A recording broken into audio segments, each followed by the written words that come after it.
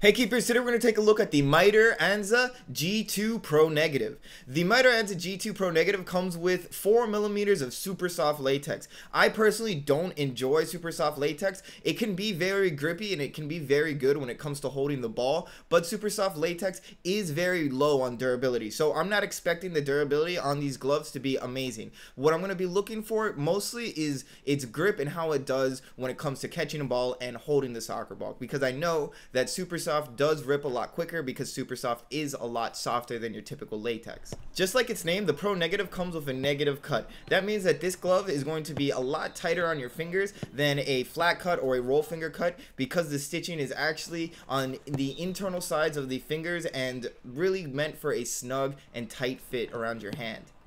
The glove is made to fit your hands as well as possible. Mitre calls this the anatomical flex zone on the back of the palm. The super soft latex on the back of the palm has a lot of area where there's a mesh and kind of elastic material that's used to stretch out and form itself around your hand, while the silicone wrist strap is meant to hold the place of the glove. This makes it so that it feels like this is a specially made glove for you. That's a huge look and a huge thing for Mitre and gloves. I love to feel like the glove is customized to my fit and feel, and that's something that Mitre was able to do with these gloves.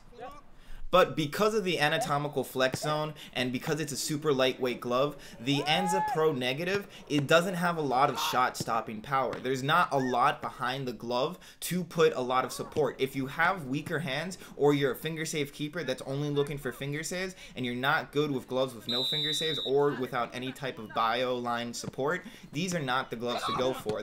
The Pro Negatives are very lightweight and they remind me a lot of the older Adidas Response Pro. The glove is very tight to your hand and it's very form-fitting. That's something that I remember a lot from Adidas, and it makes it easier to hold and catch onto the ball. And a super unique feature that I have seen only on this pair of gloves is a little silicone strip on the inside of the wrist strap. That silicone strip keeps the glove from moving around and keeps it in place. This is the first time I've ever dealt with anything like that, and I think it's an amazing idea, and I'd like to see more companies work with this and maybe improve on it. The good thing about this super soft latex is, compared to other super soft latexes, its grip is great. It's a very soft style of latex, which makes it very easy to hold on and to get the foam around and really grip onto the soccer ball. But this also has a negative aspect. Because it's super soft latex and it's ridiculously soft, when you're playing on harder turf ground or you're playing on a more messed up field, these gloves will rip, and they will rip quickly, especially if you have bad diving technique or if you palm the ground at any moment.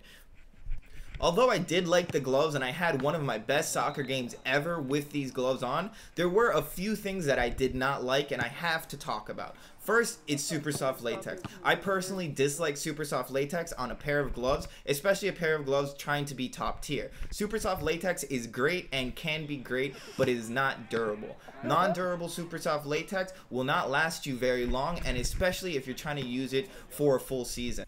Especially if you're doing a lot of intense training on turf fields or on just really hard fields that tear up the gloves. These gloves will begin to tear extremely quickly, something that we're all very against in goalkeeping gloves, and that happens mostly with super soft latex, especially tearing poorly within the first 2 weeks of training.